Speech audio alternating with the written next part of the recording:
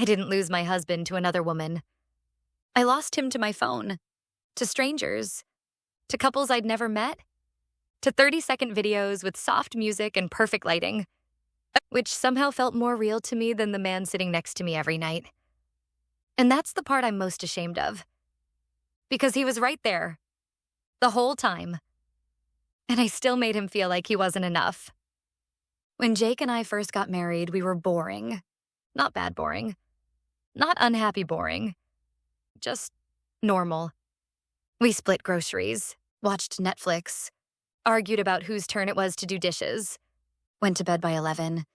It was calm, safe, predictable. The kind of life people say they want. The kind of life I thought I wanted too. Until social media convinced me I was settling. It started during the pandemic.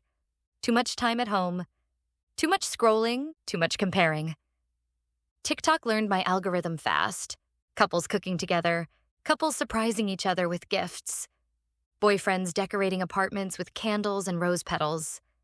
Husbands planning elaborate date nights with hidden cameras, capturing their wives crying happy tears. Every video had comments like, "Manifesting this." "Where do you find men like this?" "Bare minimum isn't enough, ladies." And slowly, poison dripped into my brain. Because Jake didn't do stuff like that. He didn't film surprises. He didn't plan scavenger hunts. He didn't post long captions about how lucky he was to have me. He just loved me quietly. And suddenly, that didn't feel like enough. I remember the first comparison I made out loud.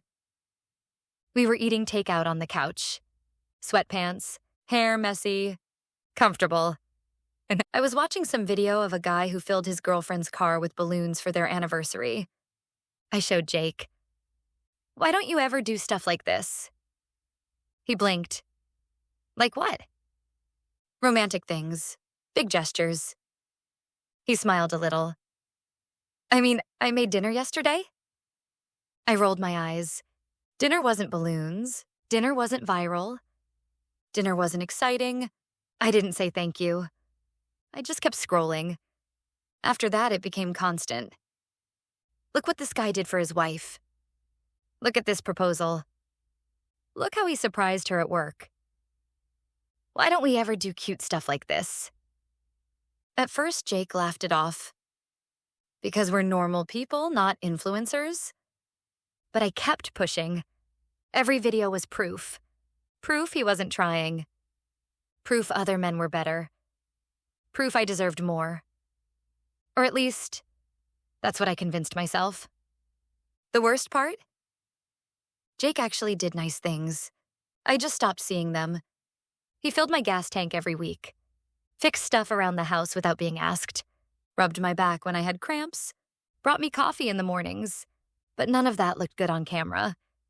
So it didn't count. God, that sounds so stupid now. But at the time, it felt logical. If it's not grand, it's not romantic. If it's not public, it's not special. If it's not aesthetic, it's not love. I started criticizing him. Little comments at first. "You never plan dates. You're not spontaneous. Other husbands try harder." He'd look confused. "I thought we were fine." That sentence used to annoy me. Fine felt like failure. I wanted fireworks, not peace. I didn't realize peace is what fireworks turn into when they grow up. He tried, though. He really did. One Friday, he planned a dinner, made reservations, bought flowers. I remember thinking, finally. But when we got there, it wasn't fancy enough. The flowers weren't my favorite kind. The lighting wasn't cute. And I couldn't stop comparing it to some rooftop candlelit TikTok dinner I'd seen earlier. So instead of appreciating it, I said, "It's nice, but it's not really my vibe." His face fell. Just a little. But enough. And instead of apologizing, I scrolled TikTok under the table while he paid the bill. After that, something changed. Subtle, but noticeable. He stopped planning things, stopped trying surprises, stopped asking what I wanted to do. At first, I thought, see? He's lazy. But really, he was tired. Tired of competing with strangers, tired of never measuring up to a highlight reel, tired of trying and being told it wasn't enough. I got worse. Way worse. I started showing him videos on purpose, like evidence in a trial. Why can't you be like this? Why don't you ever post me? Why don't you brag about me? One night he said quietly, "Because I'm living with you, not performing for an audience." I laughed, called him dramatic, said, "It's just effort." It wasn't effort. It was theater, and I wanted him to act. Then came the sentence that should have woken me up. We were in bed. I was scrolling, like always. He tried talking to me about work. I half listened. Still watching some couple doing a cute husband prank. Finally, he said, "Do you ever look at me the way you look at that phone?" I didn't answer, because the answer was no. The last straw happened on our anniversary. He planned something simple. Home-cooked dinner, candles, our wedding song playing. It was actually really sweet. But earlier that day, I'd watched some huge surprise party video, and now this felt small. So I said it, out loud. "I just thought you'd do something bigger." He went really quiet. Then he said, "I'm not competing with TikTok, okay? I'm your husband, not content." That should have hit me. Instead, I snapped back, "Maybe if you tried harder, you wouldn't have to compete." I watched something shut off behind his eyes right then, like a light going out. And I didn't even realize it. A month later, he stopped reaching for me in bed, stopped kissing me goodbye, stopped asking how my day was.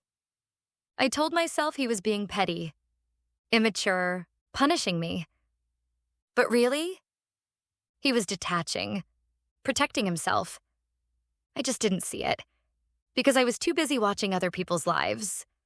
The day he said he wanted a divorce was the calmest day of my life. No yelling, no fighting, just quiet. "So I can't keep feeling like I'm failing a test I never signed up for," he said. I laughed at first, thought he was exaggerating. Then I saw his face. He was done. Completely done. "I don't want to be compared to strangers for the rest of my life," he said. "I just want to be enough for someone." That sentence crushed me. Because he had been enough, I just forgot how to see it. 6 months later, I saw him again, at a farmer's market, with another woman. No cameras, no balloons, no dramatic gestures. They were just walking, holding hands, laughing. He looked lighter, like a weight had been lifted, like he could finally breathe. And it hit me. She wasn't getting grand gestures either. She was just getting him. And she looked happy. Because real love doesn't need a soundtrack. It doesn't need filters.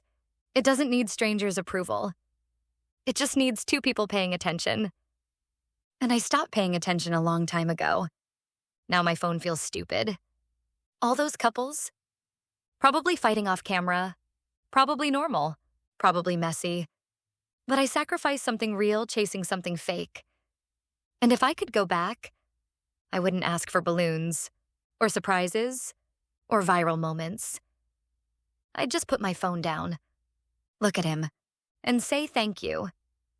Because the quiet ones, they're the ones you miss the most when they're gone. And by the time you realize it, they're already happy with someone who doesn't need them to perform.